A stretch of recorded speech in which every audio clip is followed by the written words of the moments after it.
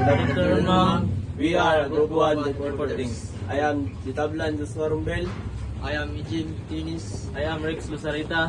The title is When Technology and Humanity Grows.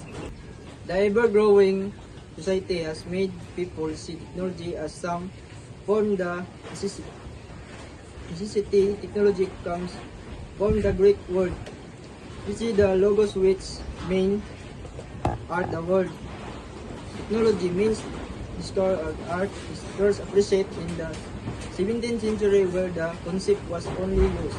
To talk about the art, physically apply the arts concept like machine and tools were also attacked to the word which is the more popular sense of the concept nowadays.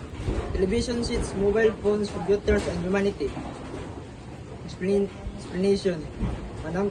A number of technology devices can easily found inside the home and the more accessibility placed to anyone.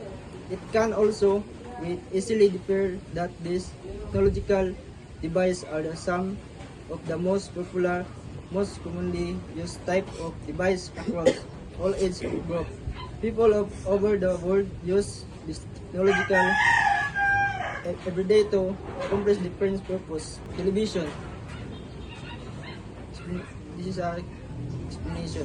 According to Kantar Media, one of the most trusted television audience measurement provides in the Philippines 92% of urban homes and 70% of rural homes on the list one television set.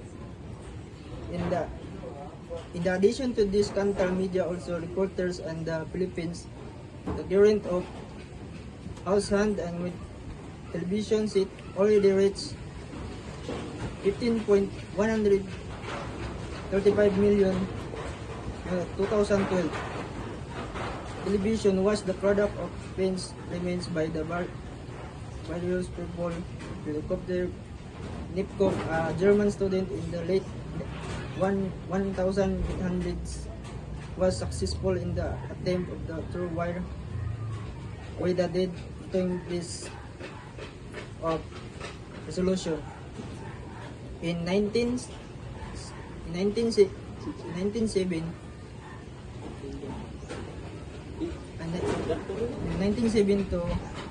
innovators Alan Turing accomplished Sweden to was an English scientist, and the Boring Provence was a Russian scientist create a new system of television by using the outright tube addition to the mechanical scanner system. This success story gave rise to types of television system, lens, mechanical and electric television. Television, switch, crossing television. Mobile phones. Mobile phones have a very interesting background story. On April 3, 1973, Martin Cooper, a senior engineer at Motorola, made the world's first mobile phone call. The mobile phone used by Cooper with weight 1.1 kilogram and measure 228.6 x 127 x 44.4 mm.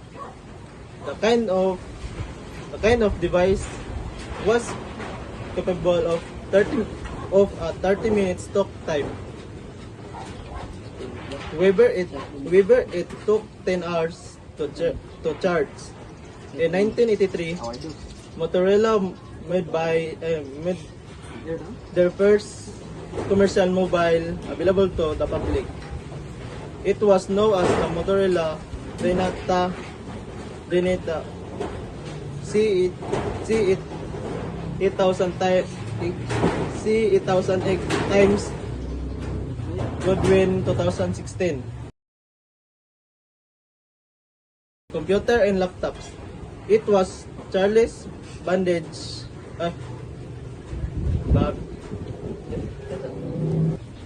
Computer and laptops. It was Charles Babbage, a 19th century English mathematics professor who designed the which was used as the basic framework of the computer event until the present time. In general, computers can be classified in three generations.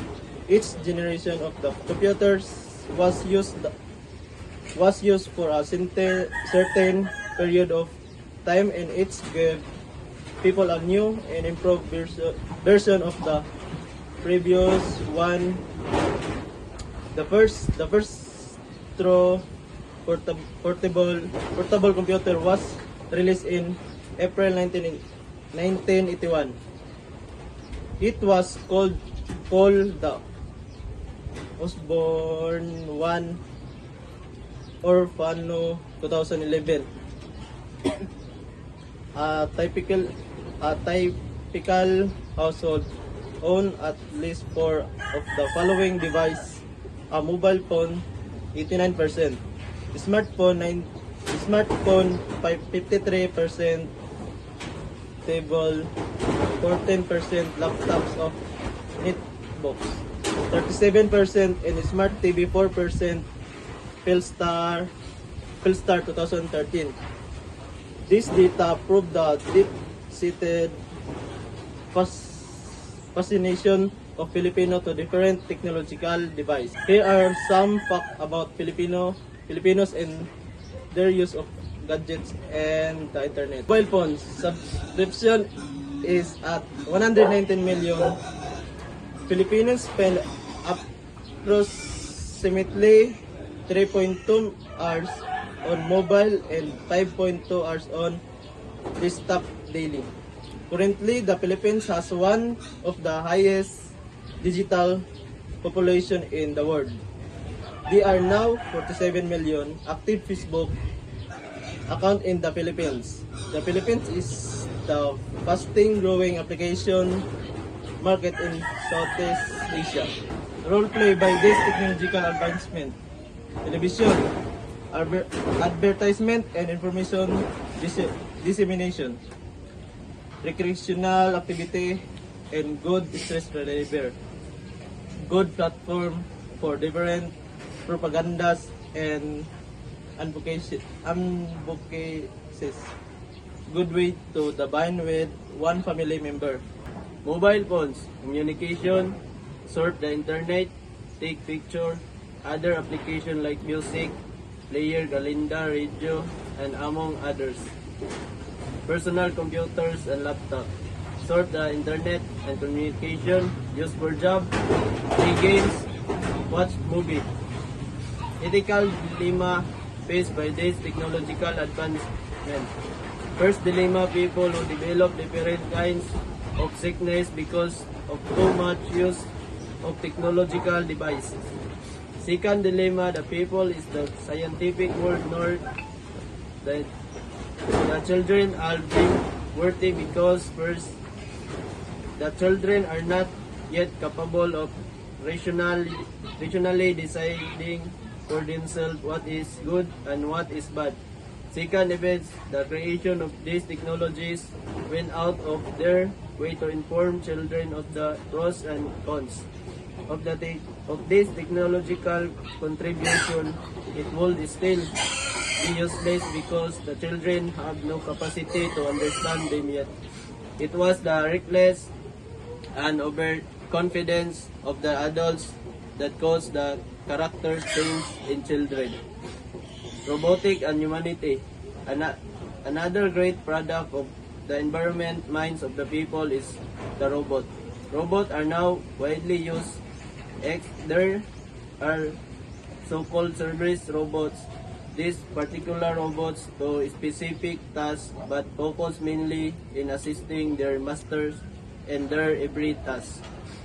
The International Federation of Robots and IFR and United Nations Economic Commission for Europe made it their task to formula a working definition for service robots. A preliminary exact of the relevant definition is IFR 2012. A robot is an actuated mechanism programmable in two or more axes with a degree of autonomy, moving within its environment to perform intended tasks. A service robot is a robot that performs useful tasks for humans or equipment, including industrial automation application. A personal service robot or a service robot for personal use is a robot used for a non-commercial task, usually by lay persons. Example, domestic servant robot, automated wheelchair, personal mobility robot, and pet exercising robot. A professional service robot or a service robot for professional use is a robot used for a commercial task, usually operated by a properly trained operator. Example, cleaning robot for public place, delivery robot in offices and hospitals, firefighting robot, rehabilitation, and surgery robot in hospitals. Germany was one of the first countries to develop service robots. As part of the Germany Federal Ministry of Education and Research, Service Robotics Innovation Leads Initiative, it sponsored a collaborative project called Desire. Dutch Service Robotic Initiative Germany Service Robotics Initiative, which was launched on October 1, 2005. Desire has the following individual objectives: to achieve a technological edge towards attaining key functions and components that are suited for everyday use, to create a reference architecture for mobile manipulation, to promote the convergence of technologies to integration into a common technology platform, to conduct pre-competition research and development activities for the new products and technology transfer in startup enterprises in the field of service robotics. Some of the expected works of the performed by the Desire of DFF: 1. Clear up the kitchen table. 2. Fill the dishwasher. 3. Clear up the room. Roles of play of robotics. Used to ease the workload of mankind. 2. To make life more efficient of less stressful. 3. To entertain people. 3. 4. Just like the people living in the society, robotics also have their own set of the rules and the characteristics that define that a good robot is. These laws were complemented by the Asimov back of the 1940s when he was thinking all the ethical consequences of robots. These are the following standard. Law 1. A robot may not injure a human being or thought in action allow a human being to cause harm. Law 2. A robot must obey the orders given if the human being accept their such order would conflict with the first law. Law 3. A robot must be protect its own extenses as long as such protection does not conflict with the second law. Ethical dilemma faced by robotics. Safety, emotional component, partial autonomy includes by active human-robot interaction. Full of autonomy includes active human-robot interaction.